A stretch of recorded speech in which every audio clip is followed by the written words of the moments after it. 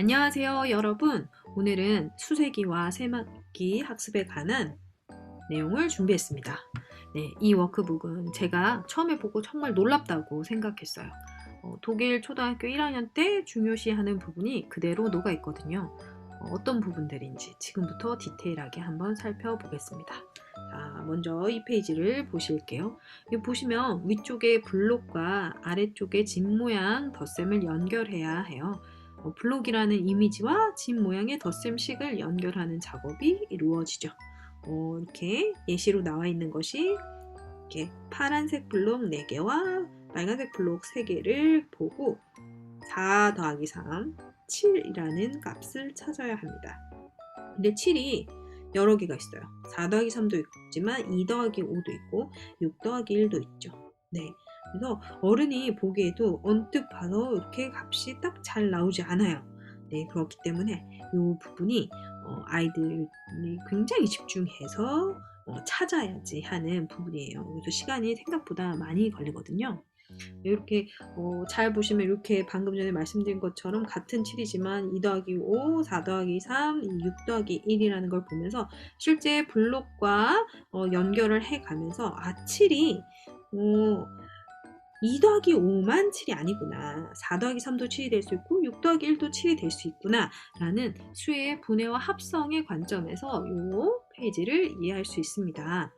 네, 그 다음을 보실까요? 그 다음은 4페이지 가려진 구슬을 찾는 활동입니다. 이렇게 지금 가려진 구슬은 몇 개일까요? 색깔에 주의하세요. 이렇게 힌트도 있네요. 보면 이 말 자체가 여기 교재에 쓰여 있는 말이 굉장히 좋더라고요.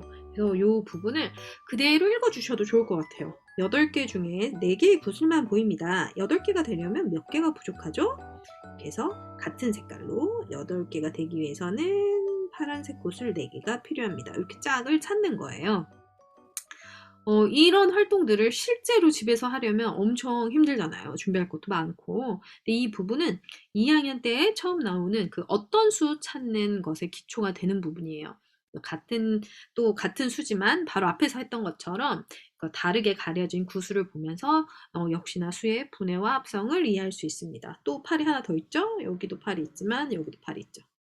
빨간색 구슬 5개가 보이니까 빨간색 구슬 3개를 짝으로 찾아야 합니다. 이렇게 해서 수는 어떤 수로도 합쳐지거나 쪼개질 수 있다라는 수의 본질적인 특징을 중심으로 해서 이해할 수 있는 아주 중요한 페이지입니다. 네. 네, 6페이지 보실게요. 여기 좀 잘렸는데 6페이지예요. 6페이지에 더해서 10이 되는 값을 찾는 거예요. 손가락 게임 놀이를 하는 것을 이렇게 사진 그림으로 연결해서 찾는 것인데요. 요렇게 이 역시 여기 말이 굉장히 잘 나와 있어요. 양손을 주먹쥐면 편 손가락은 하나도 없습니다. 손가락이 열이 되려면 몇 개를 더 펴야 할까요? 이렇게 해서 오므려진 10개 손가락이 10이 되게 하는 짝을 찾는 거예요. 그래서 요거는 이 워크북을 하기 전에 아이와 엄마가 실제로 요 손가락을 이렇게 놀이를 해보는 것이 더 좋아요. 그걸 하고 이 워크북을 하는 것을 추천드려요. 그래서 엄마와 아이가 이렇게 번갈아 가면서 둘의 손가락이 합해서 10이 돼도 되는 거죠. 그래서 요거를 게임처럼 좀 스피디하게 놀이를 하면 굉장히 아무것도 아니지만 아이들이 즐거워합니다. 뭐 시간도 잘 가고요. 그래서 예를 들어 엄마가 손가락 2개를 내면 아이는 한쪽에는 손가락 3개를 내야 되고 한쪽에는 5개를 내야 되죠. 네, 제가 그림을 잘 못 그립니다. 네. 이렇게 해서 엄마가 한번 먼저 내고 아이가 한번 먼저 내고 요 방법으로 한번 해보신 후에 요 워크북으로 활동해 보셨으면 좋겠습니다. 그래서 요 더해서 10이 되는 값은 이후 받아 올림이나 받아 내림이 있는 덧셈, 뺄셈, 연산에서 어림식 역할을 하거든요. 그러니까 잘 알아두어야겠죠? 네. 그러면 이제 다음 페이지, 8페이지로 가볼게요. 요 8페이지는 덧셈의 중요한 특징인 덧셈의 교환 법칙이 너무 직관적으로 잘 나와 있는 페이지입니다. 더 나아가 덧셈이 가지는 중요한 특징 중에 하나인 앞뒤수의 수가 독립적이라는 것을 독립적이라는 것의 이미지를 머릿속에 이렇게 넣어줄 수 있는 페이지예요. 어떻게 한번 조금만 디테일하게 한번 볼까요? 요거는 이렇게 보시면 파란 블록 4개와 빨간 블록 6개가 있습니다. 서로 위치만 바꾸어요. 총 개수는 달라지지 않아요. 이렇게 해서 위치만 바꾸어서 찾는 거. 요게 덧셈의 교환 법칙이죠. 근데 이 이미지를 보시면 4개와 6개 이렇게 덧셈에서 수가 이렇게 직관적으로 빨간색 블럭과 파란색 블럭이 개별적으로 따로 있는 모습이 보여요. 그래서 이런 이미지가 덧셈이 가지는 독립적인 성질을 이미지로 해서 머릿속에 넣어줄 수 있는 거죠. 네, 그래서 독립적이라는 것의 의미는 앞의 수의 변화가 값에는 영향을 미치지만 그 앞의 수의 변화가 뒤에 있는 수에 영향을 미치지 않는다는 거. 그게 독립적이라는 의미거든요. 근데 이 부분은 5학년 1학기 4칙 연산 혼합 계산과 중학교 가서는 다항식, 단항식까지 이어지는 매우 중요한 부분이에요. 그래서 요거 아무것도 아닌 것 같은 페이지지만 이렇게 깊은 의미가 있는 페이지니까 네, 주의를 기울여서 아이와 재미있게 한번 해보시길 바랍니다. 그 다음 요것도 지금 더해서 10이 되는 값에 더하기 그 어떤 수 찾는 문제와 연결되는 것이죠. 그래서 10이 되려면 여기 가려진 요 안에 있는 수는 어떤 숫자가 들어가야 되는지. 지금 얘가 두 가지 생각을 해야 되는 거예요. 얘는 지금 눈에 보이는 이 구체물로서의 원이 주어졌는데 내가 찾아야 할 값은 수거든요. 그래서 이전 단계보다 조금 더 업그레이드된 어려운 버전의 그 문제죠. 네, 이 부분은 넘어가고요. 이제 16페이지 볼게요. 이 부분은 수직선의 가장 기초 단계에 해당합니다. 그래서 수직선은 원래 초등학교 2학년은 되어야 아이들이 인지 구조상 이해할 수 있는 매우 추상적인 도구인데요. 그런데 수직선 위에 이렇게 귀여운 삐에로 인형을 두어서 마치 놀이처럼 아이가 수직선을 경험할 수 있도록 구성해 놓았네요. 그래서 보시면 먼저 5부터 시작하죠. 기준값을 딱 찍어주고 갑니다. 이렇게 삐에로가 5 위에 있으면 5 카드를 선택해라 요 말이죠.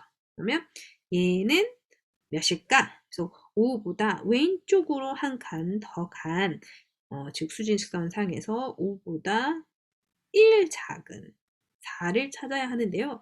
이것까지 판단하기 위해서는 수직선에서 왼쪽으로 가면 작아지는 뺄셈의 의미고 오른쪽으로 가면 커지는 덧셈의 의미라는 것까지 이해가 돼야 되거든요. 그래서 생각보다 사고해야 되는 과정이 복잡합니다. 그래서 잘 못한다고 실망하지 마시고 천천히 여러 번 반복해서 지금 제가 이야기했던 그 포인트로 이야기를 나눠주면 좋겠습니다. 아이가 이 수직선을 전혀 이해하지 못한다. 그러면 이 수직선부터 이야기를 시작하셔야 돼요.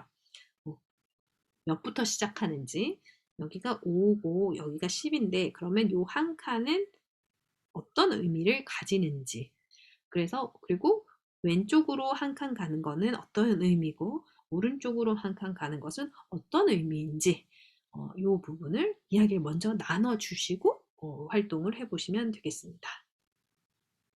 그 다음에는 26페이지로 넘어갈게요. 26페이지는 덧셈과 뺄셈을 시각화해서 그 의미를 잘 인지할 수 있도록 구성되어 있는 페이지예요.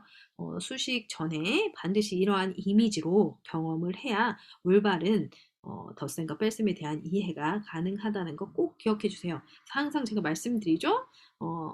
자, 최종 수 혹은 수식을 이해하기 위해서는 실제 사물, 실제 세계라고 할 수도 있겠죠. 구체물이라고도 할 수 있고. 그래서 중간 세계, 그 다음 수식으로 돼야 된다는 거. 지금 여기 있는 이런 이미지들이 바로 이 중간 세계에 해당하는 거예요. 그래서 이런 그림, 수직선 이런 것들이 중간 세계에 해당합니다. 그래서 중간 세계 요 그림으로 이해가 안 된다 그러면 실제 사물 꺼내셔서 직접 해보셔야죠. 뭐 블럭을 직접 만져본다든지 아니면 조금 더 덜 추상화된 뭐 젤리나 사탕을 직접 꺼내서 요거를 먼저 여기에 나와 있는 요 수식들을 먼저 해본 다음에 이 워크지를 이 워크북을 해보시는 것을 추천드려요. 그래서 요 앞 단계가 빠지면 수어 수식에 갔을 때 굉장히 어려워합니다. 네. 자칫하다가는 외워서 계산하는 경우가 발생할 수 있으니까 꼭 요 단계 유념하셔서 지켜주세요. 네. 뺄셈도 마찬가지죠. 네. 아이들이 덧셈보다 뺄셈을 더 어려워하거든요. 그래서 뺄셈의 경우에는 이런 중간 단계 그리고 실제 그런 구체물 활용을 조금 더 많이 해주세요. 그래서 뺄셈에 대해서 이미지가 충분히 들어간 이후에 수식으로 할 수 있도록 꼭 명심해 주세요. 네, 이제 활동지를 살펴보도록 하겠습니다. 첫 번째 페이지는 위에 둥지에 지금 알과 부화하진 않은 알과 이미 부화한 새가 있는데요. 이 그림을 보고 아래에서 알맞은 값을 찾아 연결하는 것입니다.